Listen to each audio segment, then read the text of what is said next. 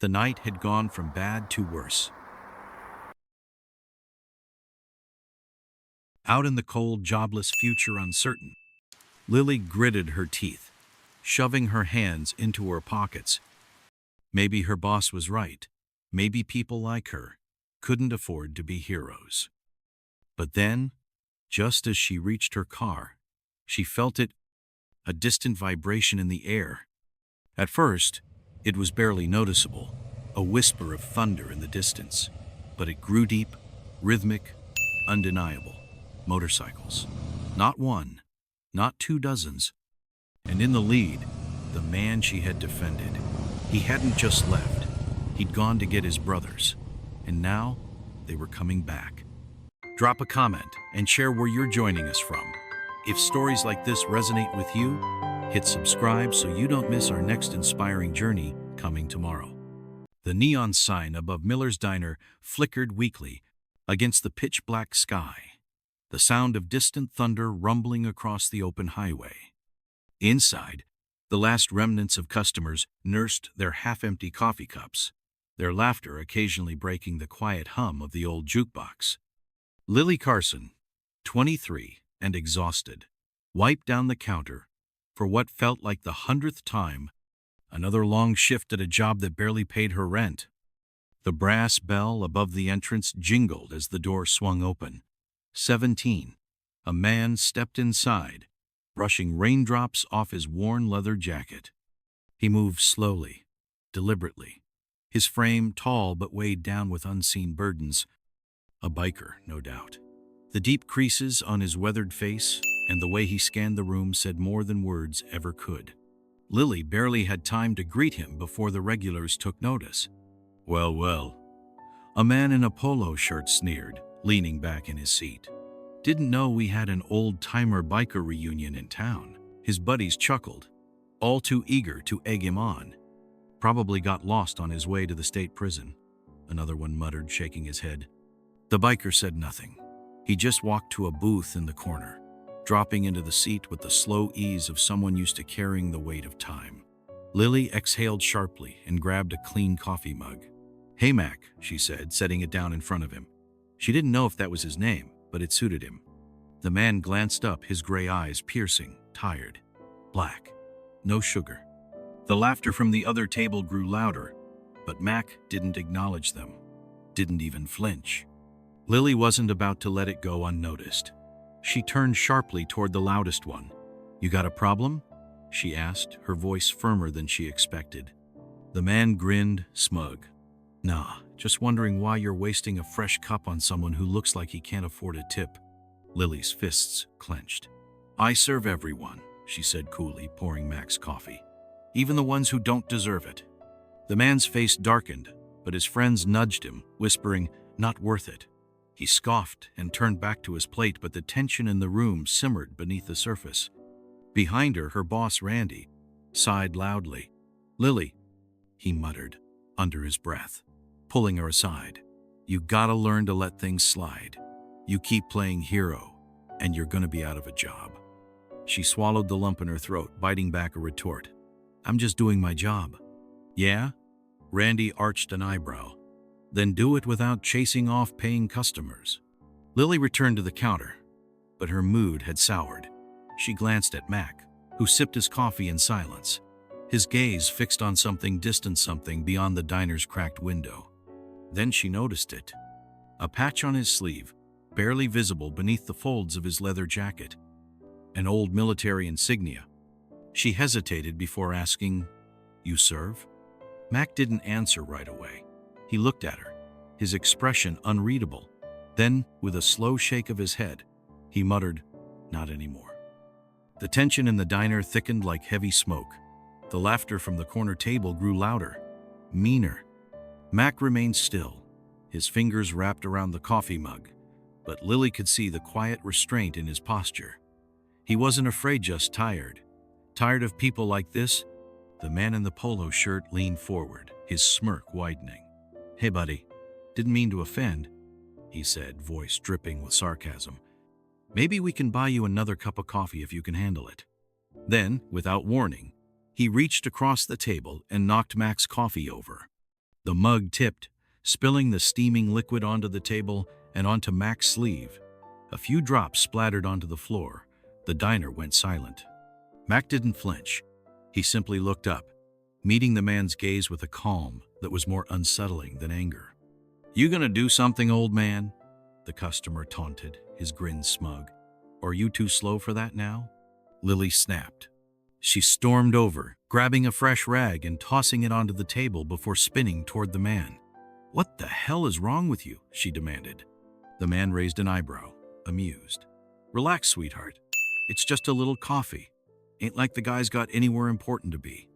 Lily's hands shook with frustration. She knew Mac could handle himself, but something about watching these smug, arrogant men disrespect him, it boiled her blood. She took a deep breath before saying loud enough for the whole diner to hear, "He served this country. What have you done?" Silence. For the first time that night, the smirk vanished from the man's face. His friends shifted uncomfortably in their seats. "You don't know that," the man muttered. Lily folded her arms. "I know enough."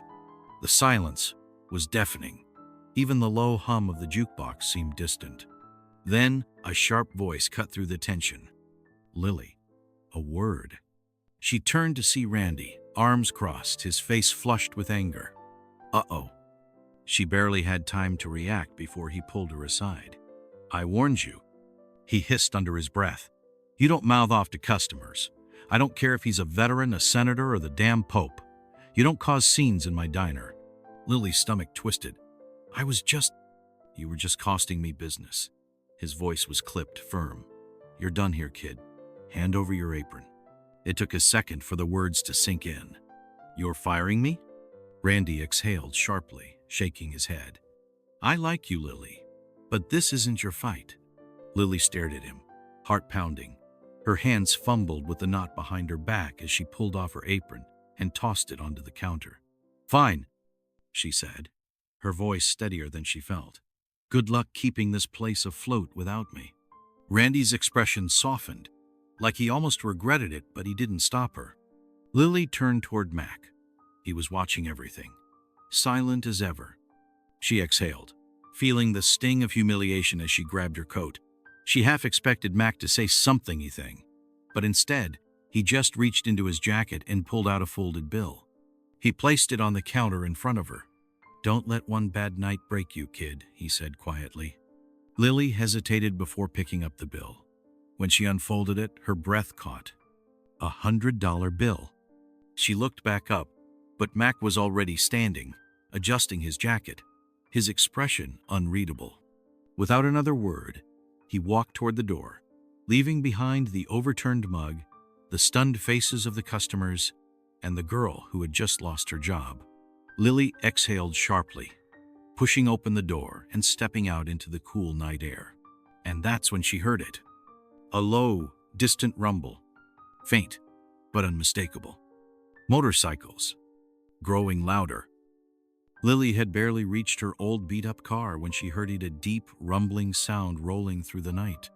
It started as a distant growl, then grew louder, stronger, until the pavement beneath her boots vibrated with the force of it. She turned toward the highway, her breath hitching. The road shimmered under the diner's flickering neon lights, and one by one, motorcycles emerged from the darkness. Not just one or two, a dozen, maybe more. Each bike roared as it pulled into the parking lot, headlights cutting through the night like the arrival of an unstoppable force. Chrome gleamed under the fluorescent glow. Leather jackets bore patches worn from time, and every rider sat tall, silent, commanding. Lily's heart pounded as the engines cut off. Then the diner door swung open. Mac stepped out first. He had left alone, but now he had returned, with his entire club. The few remaining customers inside the diner froze.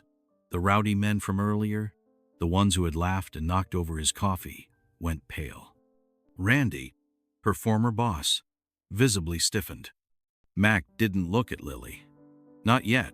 Instead, he walked straight to the counter, slow, deliberate. And then, without a word, he placed something on the counter. A single dog tag. The chain curled against the surface, catching the light. Time had worn its edges, but the engraving was still legible. Mac finally looked at Randy. His voice was steady, unwavering. "This belonged to someone who gave you the freedom to run this place, and you just fired his granddaughter." The words landed like a hammer. Lily felt a jolt in her chest. His granddaughter? What was he talking about? Randy swallowed hard, shifting his stance. For the first time in his life, he looked nervous. "I don't know what you mean," he stammered. I wasn't." Mac cut him off with a single glance. His presence alone silenced the room. The men at the table, the ones who had mocked him, suddenly found their plates very interesting. None of them dared to move. Lily couldn't speak. Her eyes were locked on the dog tag, heart racing. How did he know about her grandfather? Mac exhaled slowly, then turned toward Lily.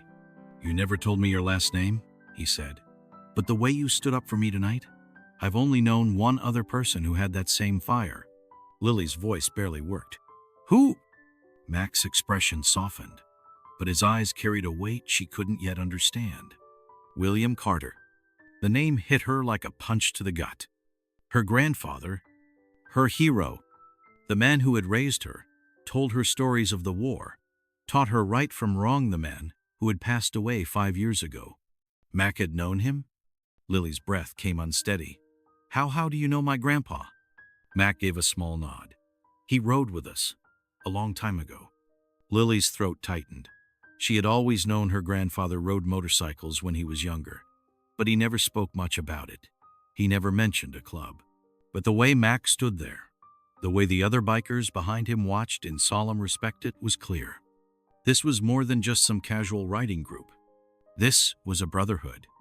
Randy, still clearly shaken, cleared his throat. "Look, Mac, this has all been a misunderstanding," he stuttered. He forced a smile, looking at Lily. She can have her job back, no problem." Lily blinked. She should have felt relieved, but she didn't. Instead, she saw it for what it was. Fear. He wasn't offering her job back because he regretted firing her. He was offering it because he was scared. She straightened, taking a deep breath. "No," she said. "I don't want it." Randy flinched. "Lily, come on." I said no. And just like that, she walked past him. For the first time since stepping into that diner years ago, she felt free. But just as she reached the door, Mac's voice stopped her. "We're not done yet, kid." Lily turned back, her pulse still racing. Mac stepped closer, his expression unreadable. "You stood up for me," he said. "You didn't have to, but you did." Lily shrugged. "Yeah, well, you didn't deserve to be treated like that." Mac nodded. "Neither did you." A pause. Then he jerked his head toward the waiting bikes. "Come on," he said. "You're going to want to see this." Lily hesitated. "See what?" Mac just smirked. If you enjoyed this story, please subscribe to our channel. It means so much to us. Now, let's get back to the story. The low hum of motorcycles still echoed in Lily's ears as she followed Mac and his crew down an unfamiliar road. The night air was thick with tension, but she wasn't afraid. Not of them. She wasn't sure what she was expecting: a rundown clubhouse, maybe some kind of outlaw hideout. Instead, the bikes pulled into a gravel lot in front of a modest but well-kept building. A single porch light flickered above the entrance. A flag, tattered but proud, swayed in the breezy and old military insignia stitched onto the fabric. Lily hesitated as the engines died, but Mac motioned for her to follow. Inside, the space was warm, filled with old photographs, leather jackets draped over chairs, and the faint scent of coffee and motor oil. But the walls, that's what caught her attention. Framed medals, service patches, newspaper clippings of war stories. It wasn't just a clubhouse. It was a memorial. She ran her fingers along a frame, dusted but well-preserved. A picture of a group of young men, smiling, arms slung over each other's shoulders. Brothers in a different kind of war. Then she saw him. Her grandfather, William Carter, smiling in the photo like he had when she was a child before he passed. before she had learned what it meant to be alone. Her breath caught. Mac placed a hand on the wall beside her, his voice low. He built this place with us, helped bring these men together when we had nothing else. Lily turned to face him, confusion tightening her chest. Why didn't he ever tell me? Mac exhaled. He wasn't the type to talk about himself. He just did the work. Kept this club running, made sure no soldier was left behind. She shook her head, trying to piece it together. But why are you telling me this now? Mac reached into his leather jacket and pulled out a small folded envelope. Because we owe him. Lily hesitated before taking it. Inside was an old, faded letter, her grandfather's handwriting. She read the first few lines aloud. If you're reading this, it means my time's up. And I never got to tell you about these men. They were my family. And I hope one day they'll be yours too. Lily's throat tightened. She lowered the letter, blinking back the rush of emotion. You all were family to him? She asked, her voice barely above a whisper. Mac nodded. Still are. And that's why we're here. He turned and gestured to the others. One of the Bicursa men with a silver beard and a sharp, knowing gaze stepped forward and placed a set of keys on the table. Lily stared at them. What's this? She asked. Max smirked. Your cafe. She blinked. What? The diner threw you out for standing up for what was right. We don't let that slide. So we pooled together, made some calls, and got you a place. A real one. A cafe of your own. Lily shook her head. I can't accept this. I don't need charity. Mac's expression hardened. This ain't charity, kid. It's a debt. And we pay our debts. Lily swallowed. But I don't even know how to run a cafe. Mac chuckled. Neither did your granddad when he first started this place, but he figured it out, and so will you. She glanced at the keys again. Her hands trembled as she reached for them, her fingers brushing the cold metal. A choice, a new beginning, a debt repaid. Finally, she looked up, meeting Mac's gaze. Okay, she said, tell me where to start. Lily stood in front of the worn-out building, staring at the faded for lease sign in the window. The structure was old, the paint peeling, and the windows clouded with years of neglect. It didn't look like much, but it was hers. Behind her, the deep rumble of motorcycles idling in the lot reminded her she wasn't alone. Mac swung off his bike and walked up beside her, arms crossed. Ain't pretty yet, but give it time. Lily scoffed, shaking her head. You all really think I can turn this into a cafe? Mac shrugged. We don't think, we know. Before she could respond, the rest of the club dismounted and got to work. Some carried toolboxes, others rolled up their sleeves and examined the building. Within minutes, it was like a military operation, efficient, focused, and relentless. One biker, a burly man called Roach, banged his fist against the front door. The wood rattled, barely holding onto its hinges. Yeah, this is gonna need some love. Another, a tall woman with a streak of silver in her hair, crouched near the window, testing the frame. We'll reinforce these, maybe add some seating outside. Lily watched in stunned silence as they took over. She wasn't sure what she expected, maybe a couple of half-hearted gestures, a coat of paint at most, but they were all in. Mac clapped his hands. All right, listen up. Roach, take care of the floors. Tank, you and D handle the walls. We'll need new furniture, and someone find a decent espresso machine. Lily raised an eyebrow. You all know how to fix up a cafe? Mac grinned. Nah, but we've built worse with less. The day passed in a blur of sawdust, sweat, and stubborn determination. Roach pried up the old warped floorboards, replacing them with reclaimed wood from a nearby warehouse. Dee handled painting, covering the faded walls with warm, earthy tones. Others repaired the bar counter, sanded down tables, and even managed to rig up a working coffee machine in the back. Lily jumped in where she could, cleaning, organizing, and making supply runs, but every time she stopped to take a breath, she saw something that caught in her throat. They weren't just fixing up a cafe. They were building something for her grandfather. As the sun dipped below the horizon, Mac called her over. He stood in front of a long wooden board, his hands gripping a carving tool. What's that? She asked. Mac ran his fingers over the deep, careful grooves in the wood. You remember what your granddad used to call you? Lily's breath hitched. Little bit. When she was a kid, her grandfather had called her that every time she tagged along with him, stubbornly trying to help with chores too big for her hands. Mac turned the board so she could see. The words, Little Bit's Cafe, were carved into the grain, bold and proud. Lily felt something crack inside her, something she hadn't even realized she'd been holding in. She swallowed hard. You guys didn't have to do all this. Mac tilted his head. Yeah, we did. She ran her fingers over the letters, taking in the rough edges, the weight of it. I don't know how to thank you. Mac huffed. You open those doors, you make something out of this place. That's how you thank us. Lily exhaled, nodding. For the first time, she saw it not just a rundown building, not just a dream out of reach. She saw a future. She turned back to the bikers, watching as they joked, argued, and patched things up like it was just another job. This wasn't just about her anymore. It was about keeping something alive, something worth fighting for. Just as she let that realization settle, she noticed Mac standing apart from the others, staring at the cafe sign like it meant something more to him than he was letting on.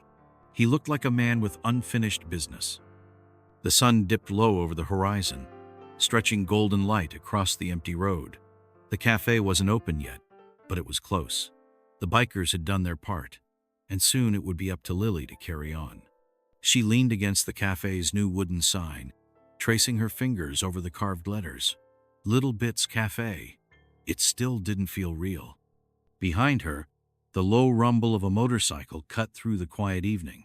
Mac rolled up slow, his bike gleaming under the setting sun. He pulled to a stop in front of her, resting one boot on the ground. Come on, he said, tilting his head toward the open road. Time for a ride. Lily frowned. I don't ride. Mac smirked. Yeah, I know. That's why you're coming with me. She shook her head. Mac, I've got 100 things to do before the cafe opens. Besides, I don't think I'd be much good on the back of one of those things. Mac leaned forward, gripping the handlebars.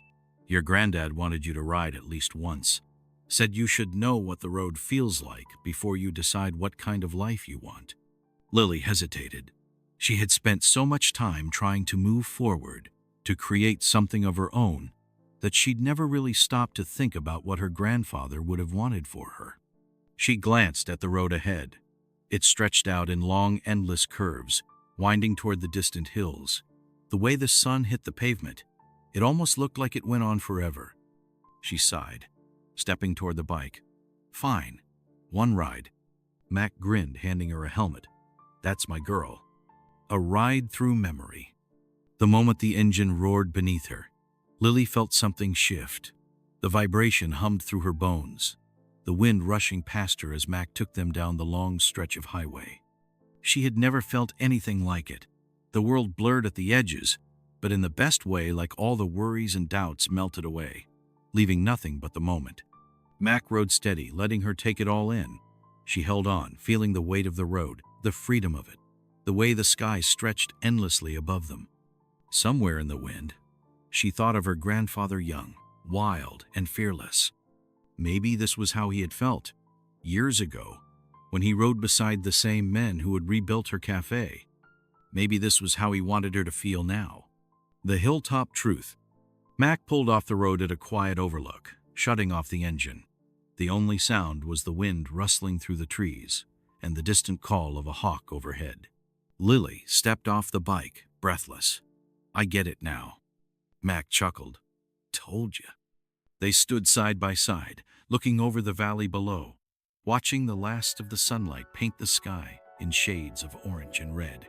After a long silence, Mac exhaled, resting his hands on his belt. Your granddad saved my life, you know. Lily turned to him, surprised. In the war? Mac nodded, his expression distant. Vietnam. Our unit got hit hard. I was pinned down, couldn't move, thought I was done for. He took a deep breath. And then your granddad, he ran straight into enemy fire, pulled me out, got himself shot doing it. Lily's chest tightened. She had always known her grandfather was brave, but she had never heard this story. Mac rubbed his jaw. I owed him everything. We all did. Lily swallowed hard. Why didn't you tell me before?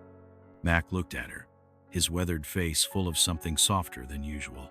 Because you had to figure out who you were first, not just who he was.